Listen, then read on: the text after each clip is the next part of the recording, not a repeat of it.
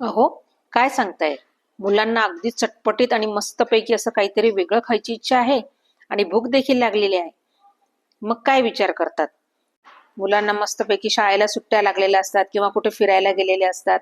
तर काही ना काहीतरी अगदी आणि मधल्या वेळेत पण पाहिजे असतात. मुलांनाच काय, मोठ्यांना देखील असं मधल्या वेळेत काही ना काही पाहिजे असतं आणि मुलांनी घेतलं की मोठ्यांना पण वाटतं की नाही, आपण पण काहीतरी खायला पाहिजे त्यांच्या बरोबरीनेच. तर बघा, एकदम छान आणि असं मस्त तयार होणार आहे आपली ही, आपण घरच्या घरीच भेळ तयार करणार आहोत. आता इथे जर तुम्हाला जर पाहिजे असेल तर तुम्ही मुरमुरे देखील घालू शकतात. खूप सुंदर आणि खूप छान अशी आपली ही भेळ तयार होते. चला तर मग रेसिपीला सुरुवात करूया. तोपर्यंत मी सुनीता, स्वादिष्ट रसोई बाय सुनीता ह्या चॅनलमध्ये मी तुमचं अगदी मनापासून स्वागत करते. चला तर, हा पोटभरीचा नाश्ता पण होईल आणि मुलांना पण एकदम मज्जा वाटेल. यात जर तुम्हाला मुरमुरे पण घालायचे असेल तर तुम्ही घालू शकतात. चला तर मग आता आपण रेसिपीला सुरुवात करूया. मस्त असं चटपटीत पोटभरीचा नाश्ता तयार करण्यासाठी मी इथे एक बाउल घेतलेला आहे.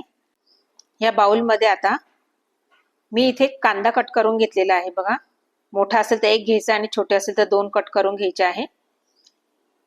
2 जणांसाठी हा नाश्ता होतोय. तुम्हाला जास्त करायचा असेल तर त्या हिशोबात तुम्ही करू शकता.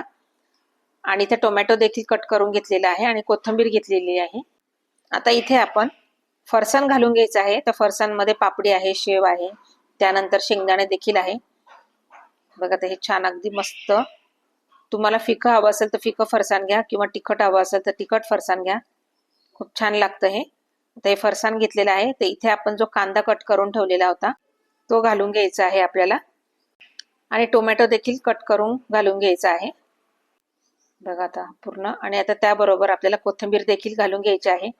तसे कोथिंबीर खायला देखील मुलं पाहत नाही, तर असं काही चटपटीत करून दिलं आणि त्यामध्ये जर आपण कोथिंबीर घातली ना, तर ते अगदी काहीही न बोलता ते मस्तपैकी घालून घेतात.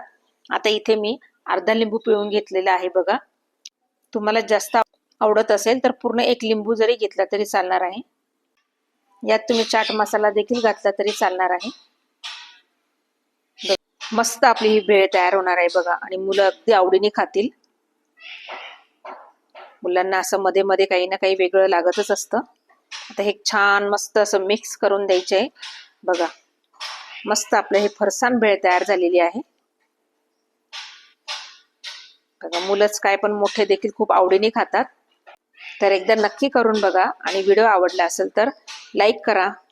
बघा, किती छान दिसते ना, अगदी दिसायला पण खूप छान आहे. बघता क्षणीच खाण्याची इच्छा होते आणि लगेच तोंडाला देखील पाणी सुटतं. एकदम छान झालेली आहे. चला तर मग भेटूया पुढच्या व्हिडिओला. तोपर्यंत मस्त खा, मस्त रहा. धन्यवाद.